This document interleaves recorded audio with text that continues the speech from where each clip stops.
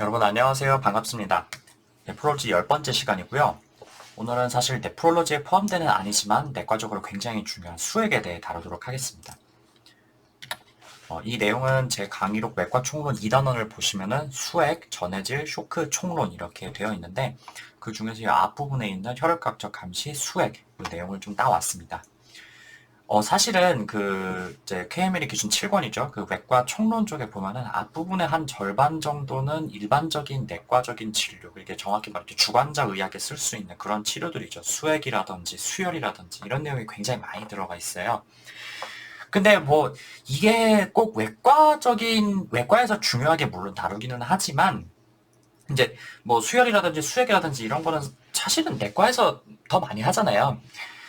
근데 이게 제 생각에는 내과에는 이제 총론 파트 이런 게 없으니까 어디 끼워 넣을 데가 없어가지고 외과에 넣어 놓은 것 같아요. 그래서 뭐 하이포볼레믹 쇼크라든지 뭐 폐혈증 뭐 이런 것들 굉장히 중요하기 때문에 제가 이걸 다 할까 말까 고민을 되게 많이 했는데 이 쇼크 총론 진짜 내용이 엄청 많아요. 그리고 USML에는 되게 이게 어렵고 자세하게 나오는데 국시에는 이게 책에는 되게 어렵게 적혀 있는데 뭐 그렇게 자주 나오지도 않고 시험에도 되게 쉽게 나와요. 그래서 정말 이걸 다 하다가는 뭐 갑자기 또 딴 길로 빠져가지고 엉뚱한 걸 너무 많이 해야 될 것 같아가지고 제가 이 생각에는 이제 쇼크 내용은 뭐 이제 보실 분들 보시면 될 것 같고 이제 수액만 좀 다루고 CK 보실 분들은 요 쇼크에 대한 내용이 진짜 엄청나게 많이 나오기 때문에 정말 공부를 꼼꼼하게 하셔야 됩니다. 제가 그 내용들을 그 정리본에 자세하게 적어놨으니까 참고하시고 좀 잘 보려면 진짜 달달달 외우셔야 됩니다. 우선 수액을 줄 때 어떤 감시를 해야 되니까 이걸 보도록 합시다.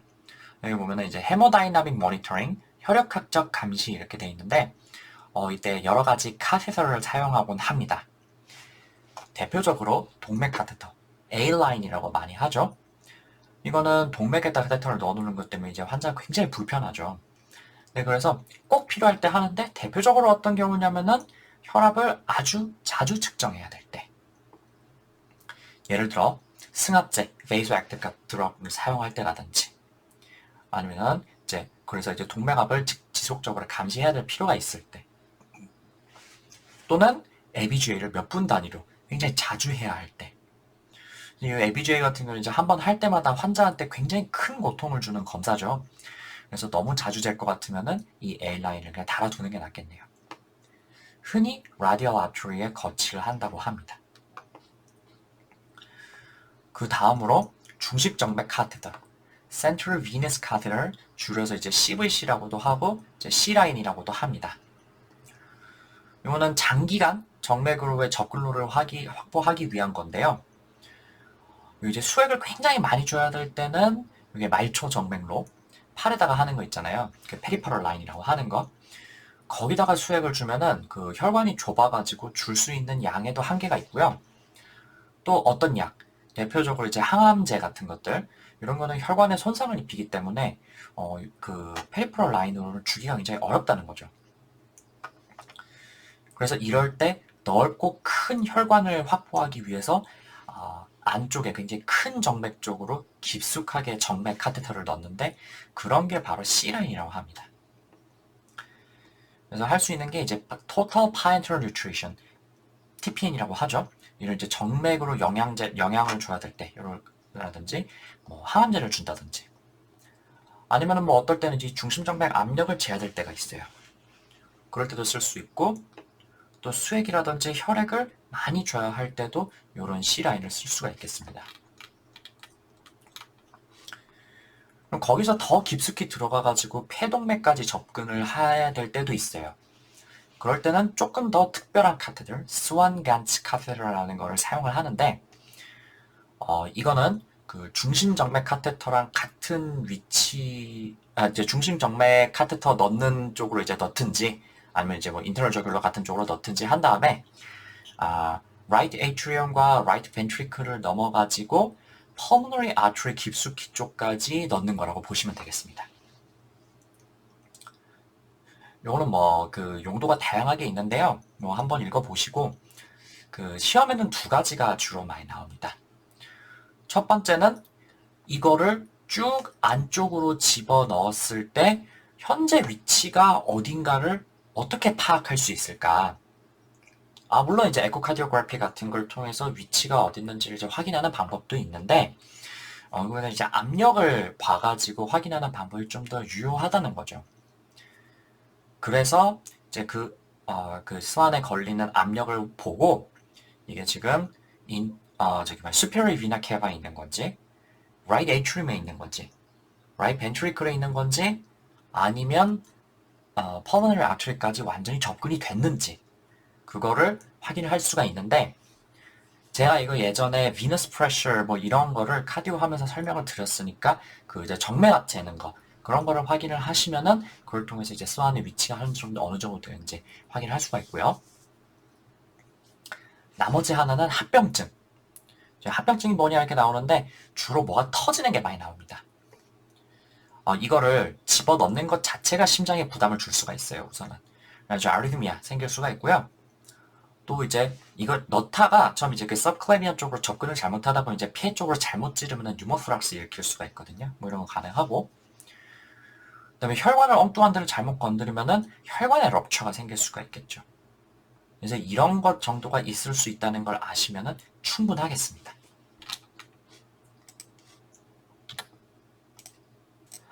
자, 그럼 본격적으로 우리가 일상적으로 쓸 수 있는 수액에는 어떤 것이 있나 이런 걸 확인해 보도록 합시다.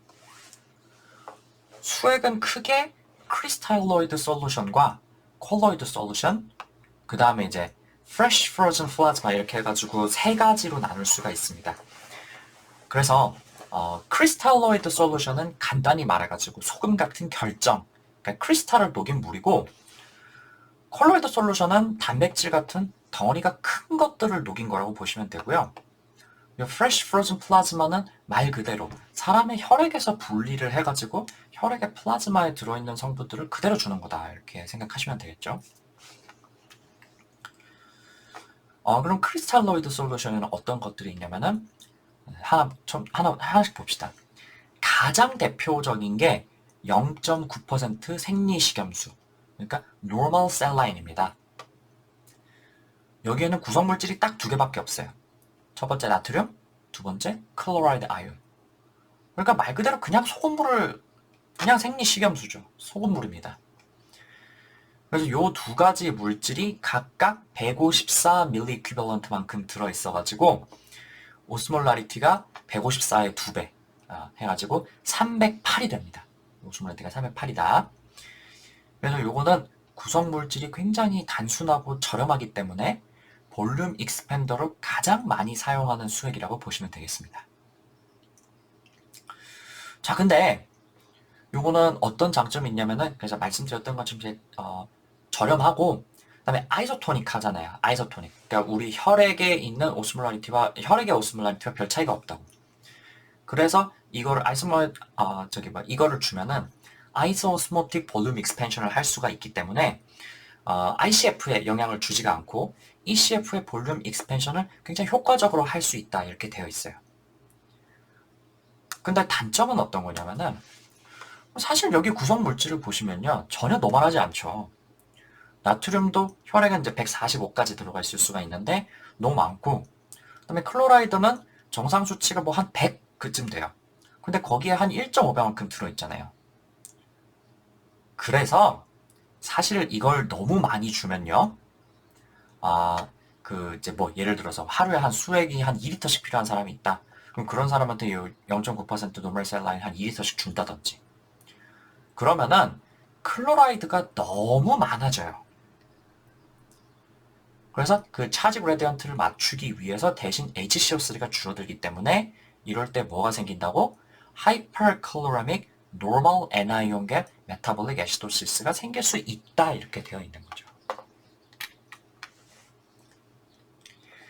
그래서 노멀 셀라인이 이렇게 문제가 있는 수액이기 때문에 조금 더 구성을 생리적으로 맞춘 수액이 나왔습니다.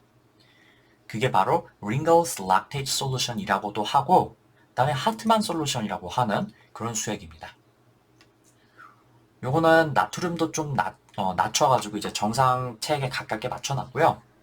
그다음에 나머지 칼륨, 칼슘, 이런 것도 사람 체액이랑 비슷하게 맞춰놨고 클로라이드 레벨도 좀 떨어져 있어요. 그래서 이제 애나이온들은 대신 뭘로 채워놨냐면은 여러 가지 그 오르가닉 애시드들, 대표적으로 락테이트 같은 것들이 좀 들어있어요. 자, 그런데 조금 전까지 노멀 셀라인은 너무 많이 주면은 애시도시스가 생길 수 있다고 말씀드렸잖아요. 그런데 반대로 링거스 락테이트 솔루션은 어떠냐면 여기에 락테이트, 아세테이트 이렇게 해가지고 오르가닉 애시드들의 짝이온 이런 것들이 들어있다는 거죠. 그래서 이런 것들이 체내로 들어가면요 HCO3로 대사가 되면서 변환이 된다 그래요. 어이? 아니 락테이트가 애시드인데 이게 알칼리로 이렇게 변한다고? 아, 이 락테이트 여기서 말하는 거는 이제 프로톤을 내놓을 수 있는 그게 아니고 짝산이라고. 짝산이라고 그러나? 짝염기라고 그러나? 뭐 어쨌든. 아니, 그걸로 돼 있기 때문에, 이거 사실은 이거 그 염기 상태거든요. 네거티브 차지를 띠고 있어요. 그래서 이거 염기예요. 그래서 그게 이제 HCO3로 변할 수가 있는 거고, 정확하게 뭐 대사가 어디서 어떻게 되고 무슨 과정을 거치고 이런 거 알 필요 없어요.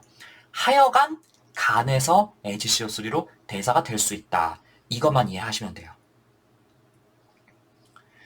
그래서 원래부터 알칼로시스가 있는 사람한테서는 이게 들어가면은 이제 HCO3가 더 늘어나가지고 알칼로시스가 심해질 수가 있기 때문에 이게 대사성 알칼리증에는 금기다 뭐 이렇게 되어 있기는 한데 이게 좀 약간 이론적인 얘기고 제가 미국 가서 들었을 때 얘기는 이거 뭐 그냥 저도 우리 몸에서 알칼로시스를 딱히 뭐 그렇게 대단하게 일으키는 게 아니다. 이제 뭐 이론적인 얘기고 실제로 그것 때문에 뭐 알칼로시스가 문제될 정도로 생기는 건 아니다. 뭐 이렇게 얘기를 하더라고요. 근데 어쨌든 아직까지는 요게 그래도 이제 주의하자 이렇게 되어 있기 때문에 뭐 정상인한테는 뭐 그냥 이걸 달아도 괜찮아요. 근데 이미 메타볼릭 알칼로시스가 있는 상태에서는 쓰기가 좀 그렇다 이렇게 기억하시면 될 것 같아요. 그래서 이제 보통 사람한테 수액을 많이 줘야 될 때 애시도시스 리스크가 있는 사람이죠. 노멀 셀라인을 주면은 그런 사람한테는 하드만 솔루션을 주고 알칼로시스가 있는 사람한테는 노멀 셀라인을 준다 이렇게 생각하시면 되겠습니다. 그 외에 하트만 솔루션에는 칼슘이 포함되어 있기 때문에 블러드 클럿이 조금 더 생길 수가 있다. 뭐 이런 얘기도 있는데 굉장히 너무 이론적인 얘기고 거의 의미가 없어요. 실제 차이는 없습니다. 왜냐하면은 사실은 이제 요런 걸 많이 줘가지고 볼륨 익스펜션을 많이 시키잖아요. 그러면은 혈액에 이제 코아귤레이션 그 팩터라고 하죠. 그런 것들의 농도가 상대적으로 떨어지거든요. 그래서 여기 있는 칼슘을 더 준다 그래가지고 그것 때문에 코아귤레이션이 더 생긴다? 이건 솔직히 말이 안 되는 얘기예요. 그래서 이것 때문에 지금 뭐 코아귤레이션 디스오더가 있는 사람한테 링거스 락테이트를 주면 안 된다? 그건 말도 안 되는 얘기입니다. 그런 거 별로 의미 없으니까 그거는 좀 무시하셔도 괜찮아요. 그래서 어쨌든 이 하트만 솔루션은 생리적인 구성 비율과 훨씬 가깝게 되어 있기 때문에 우리 몸에 아주 대량의 수액을 줘야 될 때, 예를 들면 화상 환자, 이제 화상 역시 외과 총론에 나와 있는데 화상 심하게 입은 사람은 그 화상 입은 그 피부를 통해 가지고 플루이드 로스가 굉장히 심하기 때문에 아주 수액을 엄청나게 많이 줘야 되죠. 그런 사람한테 노말 셀라인 주면은 금방 메타볼릭 애시도시스 생긴다는 겁니다. 그래서 이제 그런 식으로 화상 환자라든지 화상 환자에서 초기 수액요법 뭐로 줘야 되냐 이 문제 자주 나오니까 기억하세요. 반드시 링거스 락테이트로 줘야 되고요. 하트만으로 줘야 되고 그 다음에 또 예를 들어서 뭐 수술을 많이 해가지고 수술을 했을 때 거기도 수액을 대량으로 줘야 됐다든지 아니면은 뭐 외상이 굉장히 심해가지고 볼륨 로스가 굉장히 심할 때 그럴 때 수액을 뭘로 줘야 되냐 하면은 링거스 락테이트를 줘야 된다. 이거는 좀 기억합시다. 화상 환자, 수술 환자, 외상이 있는 환자한테는 꼭 수액을 하트만으로 준다. 또 그 다음에 합살라인도 있는데요. 요거는 노라셀라인에서 그 소금 농도를 절반으로 낮춘 거죠. 그래서 5% 덱스트로즈 용액을 보통 이제 섞어가지고 반반씩 섞어서 이렇게 만드는데, 요거는 그래서 이제 오스모랄리티로 반으로 떨어져 있고, 그 프리 워터가 좀 많이 들어있는 거죠. 그래서 이제 이거는 어떠니 프리 워터 데피시트를 채우기에 좀 더 적합하다 이렇게 되어 있습니다. 그래서 뭐 예를 들어서 그 이제 사막에서 굉장히 그 뭐야 땀을 너무 많이 흘려가지고 우리 지금 뭐야 그 프리 워터 로스가 굉장히 심한 사람이다. 그런 사람한테는 그 이제 요 햅살라인을 주는 게 조금 더 적합하겠죠. 오스모랄티도 조금 낮춰줘야 되니까. 그래서 사실은 요거를 이제 그 책에는 뭐라고 나와 있냐면은 이거를 보통 요 메인터넌스 플루이드를 많이 쓴다 이렇게 되어 있거든요. 왜냐면 우리가 사실 살면서 물을 좀 많이 마시잖아요. 그런 식으로 프리 워터 보충하는 효과를 이걸로 낼 수 있다는 거죠. 근데 꼭 메인터넌스 플루이드를 요걸로 줘야 되냐? 그렇지는 않고 요걸로 줘도 되고 링걸 악테이트로 줘도 되고 아니면 사실 그냥 노멀 셀라인으로 줘도 큰 상관은 없어요. 보통 이제 하트만으로도 많이 준다. 이렇게 그냥 기억하셔도 괜찮습니다. 마지막 3% NaCl 굉장히 짠 소금물이죠. 요거는 아무 데나 쓰는 게 아니고 symptomatic hyponatremia가 있을 때 이제 증상이 있을 때만 쓰는 겁니다. 그게 아니라면은 그냥 노멀 셀라인 주는 거예요. 신경학적 증상이 굉장히 significant해서 지금 당장 빨리 뭔가 개선을 해야 될 것 같을 때 그럴 때 일시적으로 잠깐 3% NaCl을 쓸 수가 있고요. 어느 정도 개선이 되면은 다시 노멀 셀라인으로 바꾸거나 해가지고 교정을 굉장히 천천히 해줘야 된다고 말씀드렸죠. 너무 빨리 하면 안 되고 초기에만 잠깐 쓰고 이제 그래서 정신 돌아오면은 바로 노멀 셀라인으로 바꿔야 된다. 이거 기억하시고요. 그래서 크리스탈로이드 솔루션에는 이렇게 네 가지가 있는데 이제 타프셀라인이나 3% NaCl은 특별한 요법이 있는 거고 이제 제너럴하게 이제 볼륨 익스펜드로 쓰는 아이소토닉하게 쓰는 거는 0.9% 식염수와 하트만 솔루션이 있다. 이렇게 얘기를 드렸어요. 그 다음에는 다룰 게 이제 콜로이드 솔루션인데요. 뭐 여러 가지 있다고 하는데 대부분 콜로이드 솔루션이라고 하면 알부민 솔루션을 얘기합니다. 여러분 우리 몸 혈액에는 사실 아주 많은 단백질들이 들어있잖아요.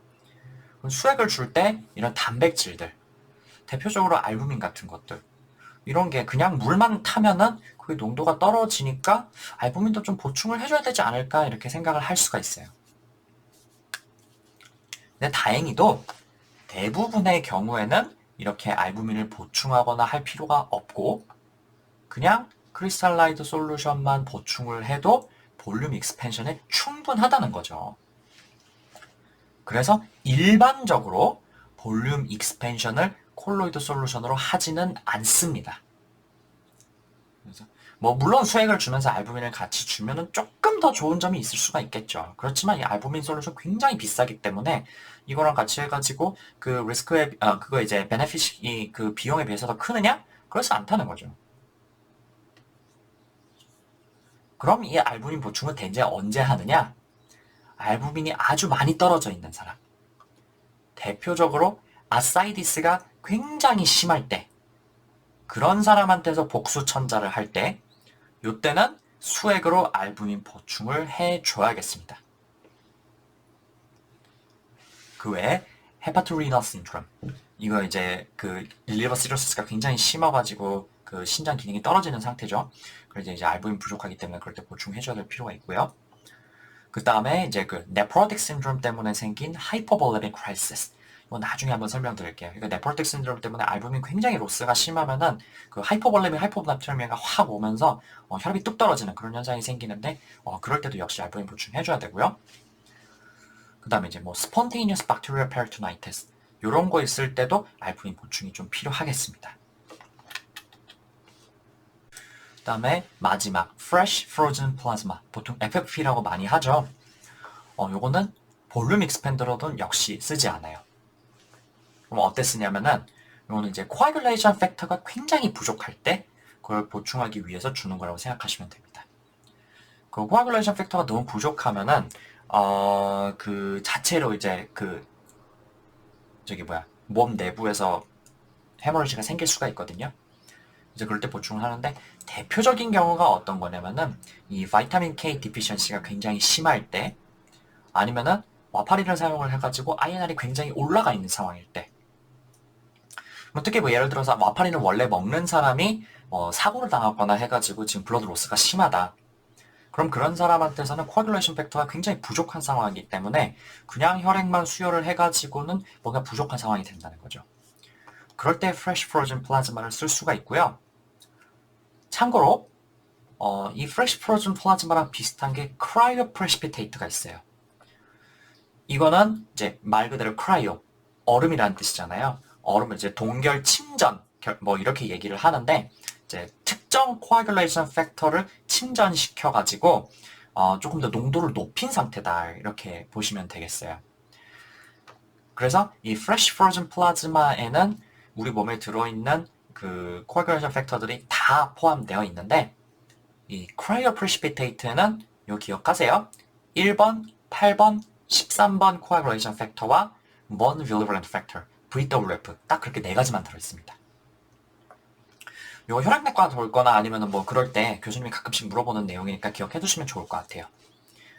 cryo precipitate와 FFV의 차이. 그래서 이제 보통 FFV 주는데 이거 가지고도 안 될 것 같다. 그러면은 cryo precipitate를 조금 더 적절히 공급해 주는 것도 방법이 되겠습니다. 자, 그러면 구체적으로 상황에 따라서 어떤 수액을 보충하면 좋을지 좀 확인하고 넘어갑시다. 병원에 있는 환자는 기본적으로 유지 수액, 메인터넌스 플루이드들을 많이 달고 있죠. 이거 보통은 햅살라인에다가 5% 이제 그러니까 햅살라인을 만드는 거죠. 5% 덱스트로스를 섞어가지고 그걸 많이 쓰고요. 그냥 이제 햅살라인에다가 덱스트로스를 5% 맞춰가지고 섞을 수도 있고 아니면 이제 D5W랑 노멀셀라인을 반반씩 섞어도 되고. 근데 보통 이제 맞춰가지고 시판이 되게 나오기 때문에 이제 햅살라인에 덱스트로스 5% 포함되어 있는 걸 많이 쓰죠. 아니면은 그냥 하트만 써도 돼요. 그래서 이 메인터넌스 플루이드는 특별히 몸에 별 문제가 없는 사람한테 적절한 양으로 이제 쓰는 거기 때문에 요거나 저거나 별로 중요하진 않습니다. 둘 다 된다 기억해 두시면 괜찮고요. 그렇지만 뭐 질병이 있거나 배액을 많이 했거나 해가지고 이제 볼륨 로스가 굉장히 심한 사람한테서는 개별적인 수행요법을 시행할 필요가 있겠죠. 종종 나오니까 좀 기억해 두시면 되겠습니다. 우선 위배액, 네이저가스트릭 석션을 너무 많이 했거나 아니면 구토를 너무 심하게 하는 사람. 이런 사람 ECF 로스가 굉장히 심하기 때문에 ECF 볼륨 익스펜션을 적극적으로 해줘야 되겠죠. 그래서 만약에 BP가 흔들릴 정도다. 그렇다면은 그때는 노멀셀 라인을 주는 게 맞고요. 이거 기억하세요. 헤모다이나믹이 흔들리는 사람한테는 무조건 아이소토닉 크리스탈로이드부터 주는 겁니다. 그래서 노멀셀 라인 주는 거고요. 그 정도는 아니다. 그렇다면은 줄 수 있는 게 햅살라인에 덱스트로스 섞어서 그리고 이제 그 구토를 하는 사람은 칼륨 로스가 굉장히 심하거든요. 그래서 이제 칼륨 보충을 반드시 좀 해줘야 되겠습니다. 뭐 이때는 그 이제 구토를 많이 했기 때문에 그 몸에 알칼로시스가 굉장히 심하겠죠. 그래서 이 사람한테는 하트만을 사용하면 안 된다. 요거는 좀 기억해 두시면 좋겠습니다. 알칼로시스가 이미 있기 때문에. 근데 요거는 이제 위에서 물이 빠졌을 때는 그렇고 그 밑에 12지장 아래쪽으로는 물이 빠질 때 애시드보다는 바이카보네이트의 손실이 더 큽니다. 그래서 듀오데눔이나 아니면 팬크리아틱 플루이드를 배액을 할 때는 바이카보네이트를 보충을 할 수 있도록 하트만 솔루션을 사용을 해주는 게 더 좋겠네요. 설사도 마찬가지. 바이카보네이트 로스가 심해가지고 이제 애시도시스가 생길 수가 있는 게 특징이거든요. 그래서 그런 경우에도 하트만 솔루션을 사용을 하고 그 다음에 거기다 칼륨 로스가 굉장히 심하기 때문에 칼륨물 보충을 같이 해줘야 되겠습니다. 그 다음에 그 책에 보면은 열이 많이 나면은 D5W 줘야 된다 뭐 이렇게 되어 있는데 글쎄 그 열이 많이 난다고 D5W를 더 주나? 그거 잘 모르겠어요. 하여간 우리 몸에 열이 나면은 기본적으로 수행 요구량이라든지 이게 좀 늘어나긴 하거든요. 근데 그렇다고 해서 꼭 D5W를 줘야 되냐? 그건 잘 모르겠어요. 또 땀이 많이 나면요. 땀은 거의 프리 워터 로스가 생기는 거예요. 그래서 기본적으로 D5W가 생기는데 D5W를 주면 되는데 이 프리 워터만 너무 많이 주면은 갑자기 일렉트로라이트가 확 변할 수가 있기 때문에 나트륨하고 칼륨 수치도 잘 보면서 조금씩 보충을 해주는 게 좋겠습니다.